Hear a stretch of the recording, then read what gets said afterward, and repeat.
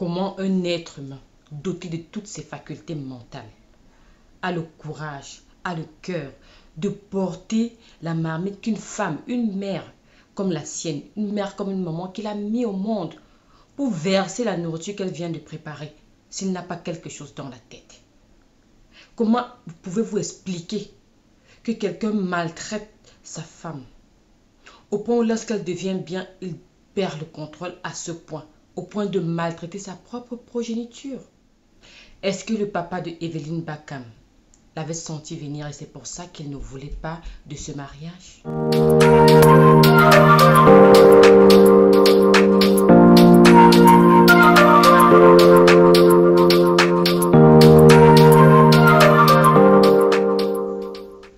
Bonjour les Vikings, j'espère que vous allez bien. Moi je vais super bien, du moins côté santé, parce que côté psychologie là, c'est pas la grande forme. Vous voyez, je suis en noir, c'est parce que nous sommes en deuil au Canada. Nous avons perdu une sœur, nous avons perdu une compatriote, Evelyn Bakam. Evelyn Bakam, c'est une Camerounaise de 42 ans qui est morte, ça fait bientôt plusieurs semaines. En fait, il y a quelque temps, j'ai vu dans un forum d'une communauté camerounaise dans laquelle je suis, j'ai vu des obsèques d'une certaine Evelyn Bakam. J'ai lu, j'étais très touchée parce qu'elle était très jeune en fait. Et c'est ça qui a même attiré mon attention. Donc, il y a quelques semaines sur les réseaux sociaux, j'ai vu parler d'une histoire de maltraitance, une femme qui serait morte maltraitée par son mari. Et j'ai relu encore Evelyn Bakam. Là, ça m'a interpellée. J'ai dit, mais ça, c'est pas on ne parle pas comme ça de cette dame dont j'ai vu le programme des obsèques au Canada. Alors, je suis retournée dans le forum, j'ai cherché et puis j'ai vu que c'était en fait d'elle qu'il s'agissait. Alors, je me suis intéressée à cette affaire-là. C'est comme ça que j'ai décidé d'en parler. Donc, je voulais savoir qu'est-ce qui se passait. J'ai donc écouté le témoignage glacial de la maman. Et je vous invite à l'écouter avec moi parce que avant que je ne me prononce ou que je ne dise quoi que ce soit, on va écouter le témoignage de la maman, des parents, de la fille ensemble. Donc, on va d'abord écouter le témoignage de sa maman. Sa mère m'avait dit, et son mari dit que non, je mens à sa mère. Evelyn me dit qu'elle ne ment pas si ta mère. Donc voilà, tu es couché, je parle de ce que tu es en train d'entendre. Elle a dit, tu ne mens pas.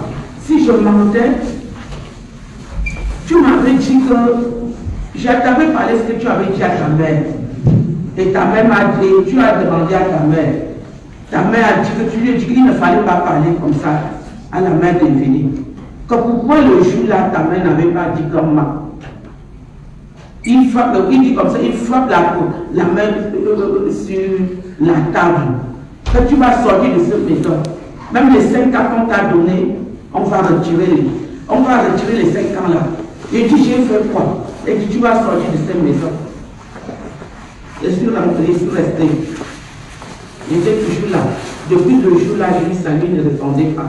Mais je continuais toujours à lui saluer.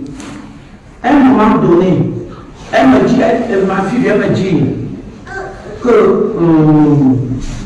Simon a dit qu'on a envoyé ta note. Il y a une note qui est venue à ton nom. Et demandé que la note, c'est pourquoi. Elle dit que maman, moi-même, je ne connais pas. Il faut seulement que toi-même, tu lui demandes. Il dit qu'elle ne doit pas demander. Il demande que remets la note à maman. Elle dit, je ne donne pas.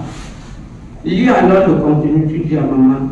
Il dit que il ne doit pas lire. Il ne dit rien. C'était comme ça le 7 septembre. Le 7 juillet 2020. C'est le 28 que la sœur la tante de Evelyn a appelé et lui donné. L'a appelé et lui donné. Elle a appelé Simon Pierre. Simon Pierre a alors donné cette lettre. On m'a remis ça le 28 juillet. Dedans, on avait écrit qu'on libère, que je dois libérer le territoire. Evelyn a dit que maman était venue ici, comme je ne vois pas. Je t'ai dit d'écrire Vous savez que maman devait faire un an. Regarde comment elle est entrée ici, elle m'aide. Comment je suis debout, comment je suis maintenant. Elle a dit que ta mère va rentrer. Elle a dit, paye alors le billet d'avion à la mère. Il a dit qu'il ne paye rien et il va rentrer. Il a dit, maman va alors faire comment? Il dit, il va rentrer. J'ai dit, d'accord, je vais rentrer comment? Regarde comment j'ai d'abord fait au Cameroun avant d'arriver ici. Je lui dis maintenant, que je vais faire comment? Et puis il me dit que toi-même tu m'avais dit que tu as demandé que maman vienne, je vais te payer le billet, le retour. Elle a dit toujours que je ne paye pas. On s'est débattu jusqu'à appeler au Cameroun. On a envoyé l'argent. Le Dieu, on a envoyé le billet d'avion. Le billet d'avion, je me suis dédié le 9 août jusqu'à sortir et partir. Arrivant à l'aéroport, j'avais fait l'examen de Ovi. Je n'avais pas pris le résultat. Et arrivant là-bas, on m'a refusé à l'embarquement. J'ai monté les reçus que voici le reçu. Arrivant en Bruxelles, on va me remettre le résultat et vous présenter. Ils m'ont refusé. Je suis arrivé alors à la maison. Je suis encore rentré à la maison. Et il m'a dit, tu as fait sortir ma mère comme une chienne de la maison. Elle est partie à l'aéroport, on l'a refusé à l'embarquement. Il a fallu que je fasse tout pour que ici au Cameroun, pour que ici au Canada, on sache que je suis encore, que j'ai eu le problème au niveau de l'aéroport. Comme ma fille était malade, couchée, il a fallu qu'on appelle au Cameroun. Au Cameroun, on essaie d'appeler certains gens ici, au Canada, pour qu'ils essaient de voir comment on peut faire pour arriver, pour que le gouvernement sache pourquoi je ne suis pas parti. Après, c'est à cause du test de Covid. Je suis resté. Et depuis ce temps-là, je suis quitté de la maison. J'ai salué, il n'acceptait pas. Il a dit que j'ai eu un incertitude que je ne dois plus mettre pied dans sa voiture. J'ai dit à ma fille qu'on partait faire les achats. Ma fille lui a dit que tu refuses, maman a son argent. Ce n'est pas ton argent. On lui a envoyé son argent, c'est toi-même qui as pris. On n'a envoyé pas son argent, il a pris. Comme ça, il m'a donné. Elle a dit, elle va payer sa chose avec son argent qu'on a envoyé de l'Europe. Elle a dit, j'ai dit que ta mère n'entre plus jamais dans ma voiture. Et j'ai dit à ma fille que dis-lui que j'avais garé ma voiture un soir à 16h30, j'ai vendu à 2 200 000 pour t'envoyer l'argent. Tu as fréquenté là et lui faire venir ici. Je n'ai pas parlé à son mari, c'était à ma fille que je parlais. Je lui ai dit ça. Et elle a compris. Je restais dedans. Un lui sortait, j'étais toujours dedans. Les enfants me voyaient. Un puis pourquoi on laisse la mère toujours à la maison? On ne peut pas aussi aller. On ne peut pas aller avec elle. J'étais toujours comme ça. Les enfants viennent m'arrêter. Toujours comme ça. J'étais toujours là. Ce n'était pas un problème pour moi. Et tu veux, je viens ici. Si ma fille n'était pas malade, je ne venais pas. Je suis venue parce que ma fille est malade. Tout pour moi était que ma fille guérit. Voilà, c'était mon problème. Après, je prends mon téléphone pour appeler. Je ne peux pas vouloir appeler. Ça ne passe pas. L'enfant, quand il voit qu'on a coupé le refus. Et on lui demande, il dit que c'est lui qui a coupé. Il dit pourquoi? Et c'est comme ça. Il dit, maman, il n'y a pas de problème. Pour moi, je veux que tu guéris. J'ai quitté même quand il avait la neige, je partais à la barre. L'enfant m'avait montré, Raphaël, là où je peux aller, il y a les trucs gratuits là-bas, la connexion gratuite là-bas. Je partais toujours là-bas décharger, puisqu'il y a les prières qu'on m'a envoyées. Je ne voulais pas sauter les prières là. On m'a envoyé, j'ai prié avec les gens depuis le Cameroun. Ils sont partis là-bas. Je partais souvent décharger ça là-bas. Un temps, je reste, tout le monde dit que même le bail, même tu ne fais plus d'aide chez moi. Tu ne fais pas plus. Il dit, je vais faire alors comment? J'ai essayé de faire les choses en cachette. Il dit, mais là, mon fils ne peut plus. J'ai dit, j'ai fait comment mon fils? J'ai dit, fait quoi? Il dit, j'ai dit comme ça. Il dit, il n'y a pas de problème. Un jour, ma fille a vu comment je restais, moi, calme. Je délatue mon poing, calme, parce qu'il ne pouvait pas gronder dans la maison. Je voulais seulement que ma fille guérisse. Je prends ma fille, me dit que maman, tu restes comme ça, tu ne manges pas, tu peux tomber. Prends un peu la sauce, tu prépares, tu mets aussi au congélateur, tu gardes.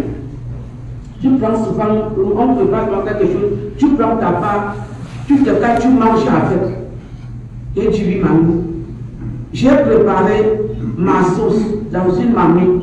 J'ai laissé au foyer pour que ça se refroidisse d'abord avant que j'emballe. Je descends comme j'étais au sol, me laver pour remonter. Les enfants rentrent. Et je me dis, Sarah, je me dis, grand-mère, tu sais que papa a versé ta nourriture.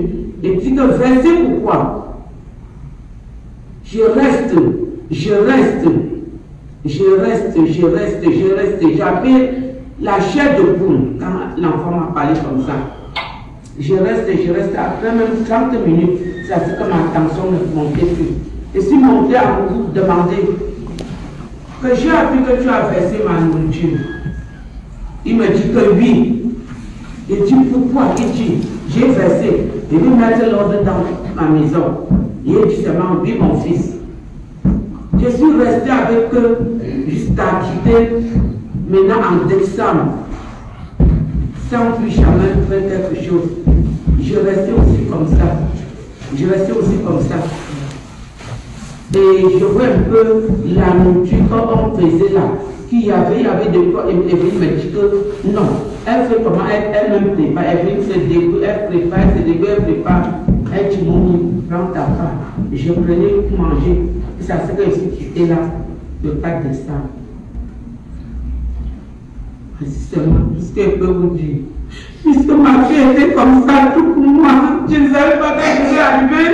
T'es tombée comme ça dans le cercueil et me dit, je ne savais pas. Je ne savais pas que je pouvais arriver à trouver ma fille dans le cercueil. Te voilà pour dire dans le cercueil, c'est pas ce que tu fais là-bas. Je ne sais pas ce que tu fais là-bas, Emeline. Je ne sais pas ce que tu fais dans le cercueil. Je ne sais pas ce que tu fais là-dedans. J'étais en train comme ça, qu'est-ce que tu veux faire, dis-moi. Non, moi aussi, je suis Canada, tu as fait. Comment je suis venu souffrir à côté de toi? Non, moi aussi, maintenant, jusqu'à maintenant, le conseiller de me trouver en vie. Je devais te sous la route, tu vas trouver la vie. Si, je dis. Ma vie. Voici ma vie comme ça, voici ma vie comme ça. Voici ma vie, il me dit.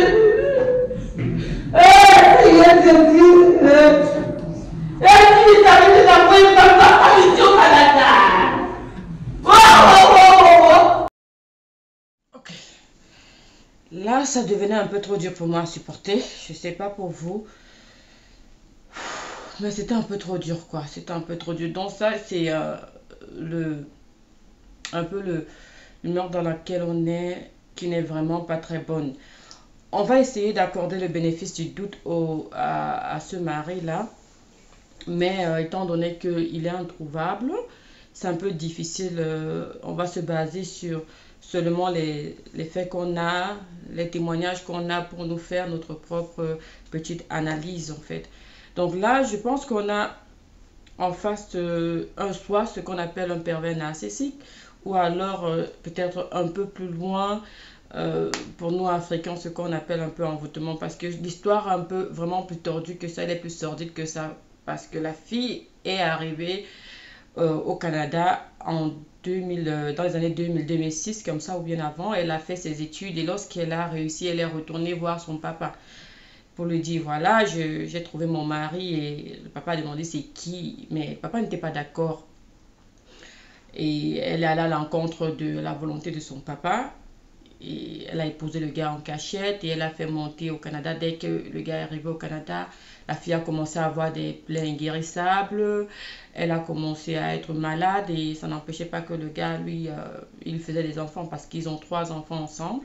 Et il a menacé. Donc, elle a tellement été malade qu'elle a fait une insuffisance rénale.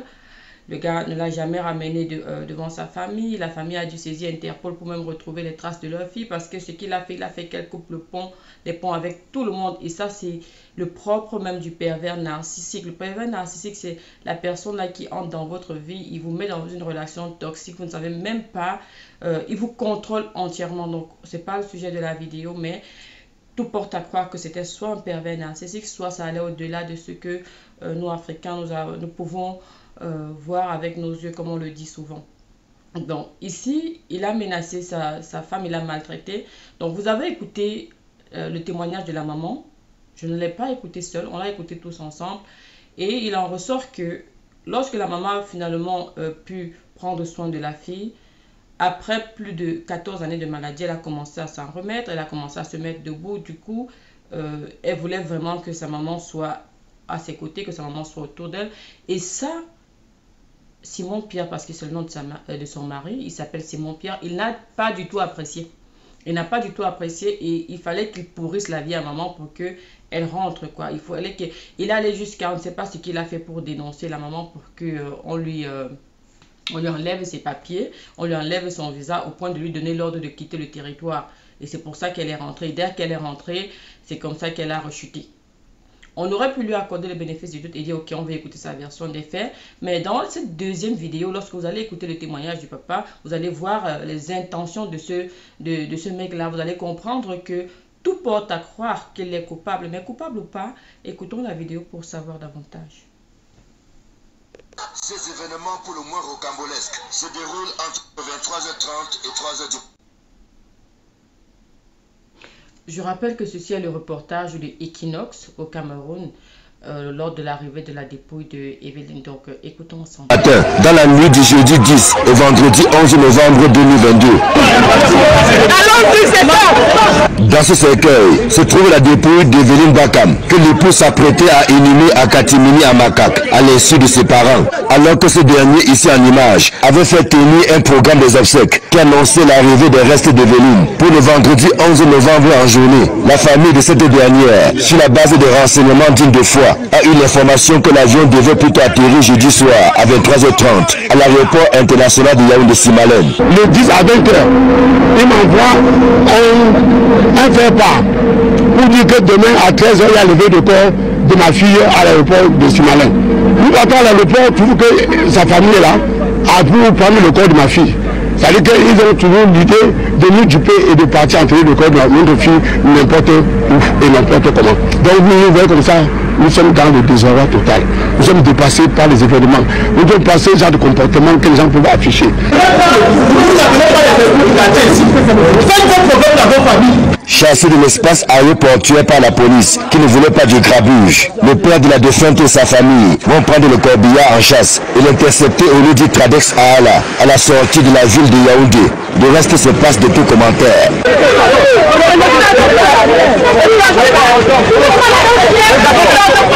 Sur le champ, la dépouille est récupérée par Augusto Foguet et compagnie.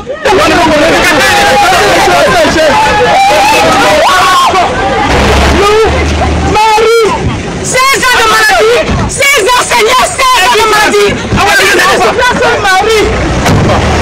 Pour comprendre comment en est-on arrivé là, il faut remonter à la rencontre entre les deux tourtereaux et le mariage scellé à l'insu des parents d'Evelyne. J'avais envoyé ma fille au Canada. Ma fille va donc au Canada, elle a obtenu le diplôme et trouvé du travail. Elle trouve du travail, elle rentre au Cameroun en 2006. Elle me dit, papa, j'ai vu mon mari. Je dis que c'est qui? Elle me parle, je dis non, je ne suis pas d'accord pour ce mariage. Elle est partie et quelques temps après, j'apprends seulement qu'elle a fait les papiers pour qu'un garçon aille la trouver là-bas au Canada. Ainsi commence le calvaire de la jeune dame qui va partir d'une série de blessures inguérissables à une insuffisance rénale jusqu'à ce que finalement la mort ait raison d'elle le 20 octobre dernier. Quand le garçon arrive au Canada, le plus total de communication et avec ses amis et avec sa famille. Donc ma fille ne communiquait plus avec personne. Elle est donc atteinte d'une maladie qui la ronge et elle cesse de travailler depuis 2008. Elle est donc placée dans la maison. Elle devient l'esclave de ce monsieur. Elle a souffert si bien que le 20 octobre dernier, elle a rendu l'âme sans que ce monsieur soit même à l'hôpital à côté d'elle. Pour rien au monde, le géniteur de la jeune femme de 42 ans et mère de 3 enfants n'entend laisser la charge de l'inhumation à celui qu'il considère comme le bourreau de sa fille. Donc, le monsieur trouve qu'avec sa famille, ils avaient fait l'acte de mariage sans me dire, sans dire à ma famille, c'est leur corps, c'est leur femme. Et c'est comme ça que j'ai supplié un peu comment pour que nous puissions rendre un hommage à notre fille. Ils ont tout dit muette, avec le mépris, avec la méchanceté, avec tout. Aux dernières nouvelles, la dépouille d'Evelyne repose dans une morgue de la place, dans l'attente d'un nouveau programme des obsèques. Ok, on va arrêter là comme ça. Arrêtons le massacre parce que c'est vraiment trop difficile à regarder. C'est trop difficile à avoir. Je m'excuse déjà auprès de la famille d'avoir voilà, me prononcer sur l'histoire de leur fille. C'est que je me suis sentie concernée depuis le premier jour que j'ai pris son programme des obsèques, quoi, parce que je suis très empathique. Donc du coup, ça me dérange un peu. Donc quand j'ai vu le programme de ses obsèques, depuis ce jour-là, ça m'a fait voilà, ça m'a fait mal. Ça m'est resté en travers de la gorge. Donc, comme vous avez pu écouter l'histoire, pour un peu revenir sur cela, vous voyez que le monsieur, il essaye jusqu'à la dernière, jusqu'au dernier moindre amour qu'elle puisse recevoir de sa famille, il essaie d'empêcher cela. Il essaie d'empêcher cela parce qu'il a essayé de tromper la famille de la fille en disant que voilà, nous allons arriver le 10, alors que le 11, pardon, et ils sont arrivés plus tôt. Mais la famille avait été informée, heureusement, et c'est comme ça qu'ils sont arrivés pour prendre le corps. Et je ne vais pas tirer de loin l'âge. Comment même il a annoncé le décès de sa femme à sa famille. La maman était censée arriver le 24 octobre, malheureusement, Evelyne est morte le 20. C'est un peu trop bizarre parce que, bien évidemment, quand la maman est rentrée, Evelyne elle a juste rechuté. C'est trop bizarre ce qui s'est passé. On va se demander, est-ce que les parents, vraiment comme la maman pleurait, est-ce que la maman a eu tort d'envoyer son enfant au Canada? Est-ce que c'était le mauvais choix? Qui est le fautif dans cette histoire? Qu'est-ce qui n'a pas été fait, qui aurait dû être fait? Est-ce que vous pensez que ce monsieur Simon Pierre doit subir la justice divine ou alors la justice des hommes et passer devant les tribunaux pour répondre pour maltraitance ou non-assistance à personne en danger? Qu'est-ce que vous pensez? Je rappelle aussi que ce monsieur, il a maltraité sa femme, non seulement sa femme, mais sa progéniture, et même sa maman sur le sol canadien a aussi maltraité la progéniture au point où elle a été rapatriée. Donc, donnez-nous votre avis en commentaire pour savoir qu'est-ce que ce monsieur doit subir comme conséquence pour ses actes. Merci d'avoir écouté Vicky K Channel et restez connectés. N'oubliez surtout pas de vous abonner pour un meilleur contenu. C'était Vicky K Channel. On se revoit dans une prochaine vidéo. Je vous aime toujours. Bye bye.